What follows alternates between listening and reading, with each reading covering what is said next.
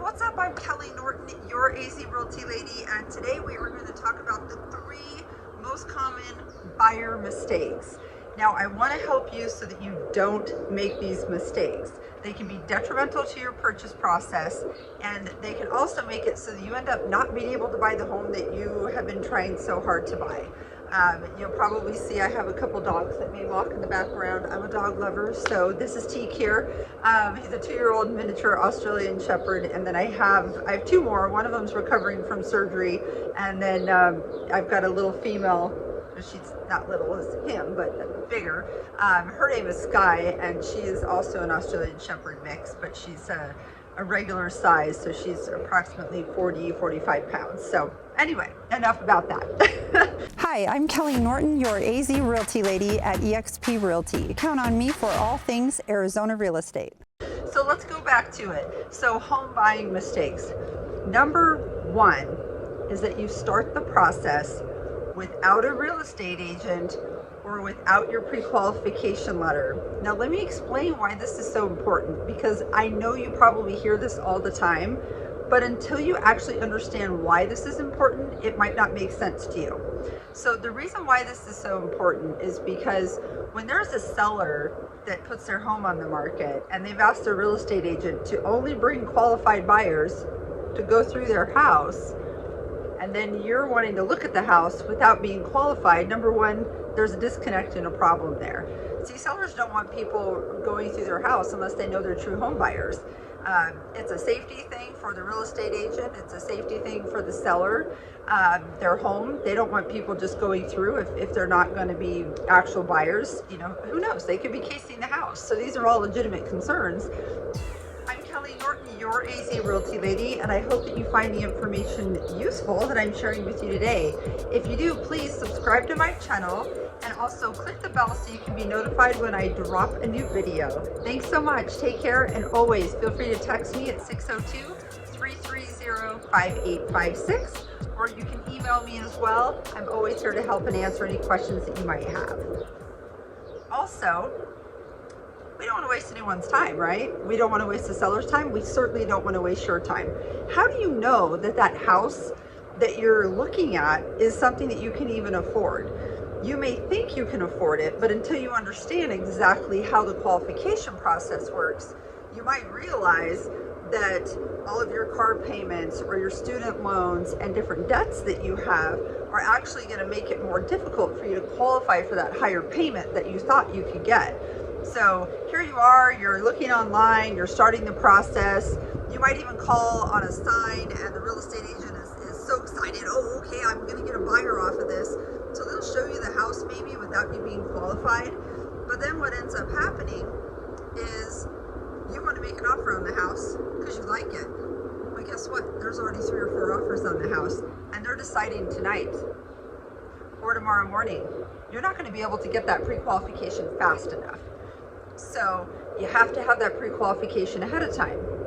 The other thing is, you fall in love with this house, and then you find out, oh my gosh, I don't even qualify for this price. So now you have an unrealistic idea of what type of home it is that you can afford. You've fallen in love with something that's 500 square feet bigger than what you can actually afford, and in a location that you can't even afford. So again, don't set yourself up for this type of a disaster, and certainly it sets you up for buyer's remorse, because what happens is you fall in love with the house, you can't afford that type of house. Every other house that we show you afterwards, you're not going to like because you saw something better. So you want to make sure you know exactly what you qualify for, so that you are looking at something that is reasonable for your budget and your payment and what you qualify for on paper with that lender. Okay? All right, so enough about that one. So that was number 1, right? Make sure you work with a lender. Your real estate agent can refer you to a lender that's going to take great care of you. So if you need a loan officer, please let me know, and I can send you some information to help you get pre-qualified. So number 2, you get excited. You want to have everybody's input and opinion and share this process with family, with friends, with coworkers. So you want to bring everyone along for the tour. let me tell you why this could be a big mistake for you. So everyone has different budgets. When your parents or your kids or your friends or your coworkers have all bought homes, a lot of times they're different markets and they have different budgets. So you might be looking for a $300,000 home, but when they were buying, they were looking for a $500,000 home.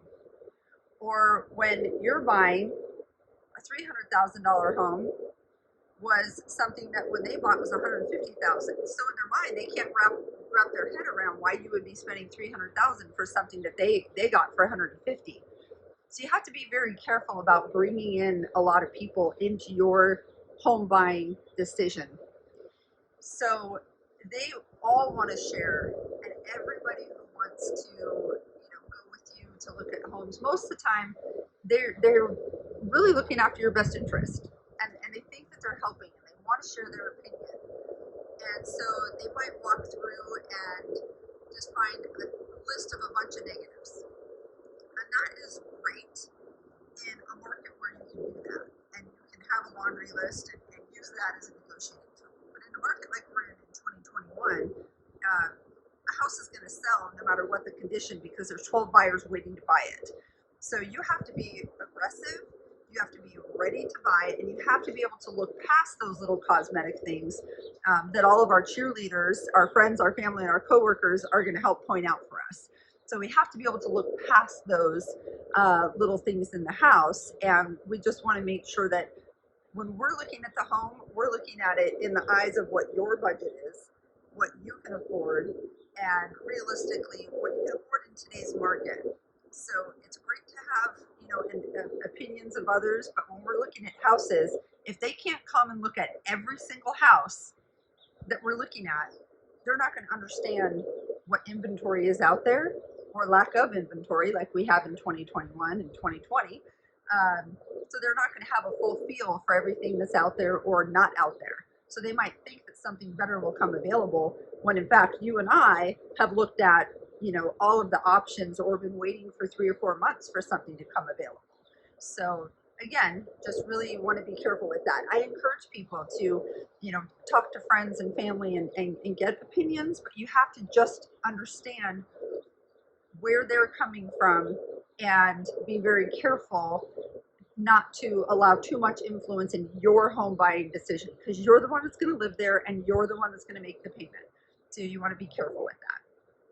Number 3, once you're in contract, one of the biggest mistakes that home buyers make is that they get so excited and they want to furnish the house, buy the appliances. And so what do? They start applying for credit for layaway, or they start buying furniture and they buy a couple $1,000s worth of furniture or appliances. No, no. You have to wait until that key is in your hand, because if you don't, remember we talked about debt to income ratios a tad bit in number 1. So what happens is you have an amount of savings in your bank account, and you when you're qualifying have to show a certain amount of reserves, and then against your credit, debt, you don't want to have too much debt there. So it could throw off your ratios just enough to where you don't qualify at the very end. And you don't want to have that happen. You'll have lost your inspection money, your appraisal money, and you could have already given up the home that you live in, the lease that you had in an apartment, and now you can't close and you can't qualify. And there's nothing that we can do about that if you go and open new lines of credit or spend all the savings that you had that your lender used to qualify. So moral of that story is, once you apply for the loan, don't touch anything without calling your loan officer or your real estate agent so that we can let you know if it's something that's okay for you to purchase. Okay, hopefully you find all of this useful. Again, those are the 3 top home buying mistakes, and I want to help you so that you don't make those same mistakes that other buyers have made in the past. Take care, have a great day, and again, if I can help you in any way, please feel free to email me or text me. My number is here on the screen. Have a wonderful, sunshiny Arizona day. Hi, I'm Kelley Norton, your AZ Realty lady at EXP Realty. Count on me for all things Arizona real estate.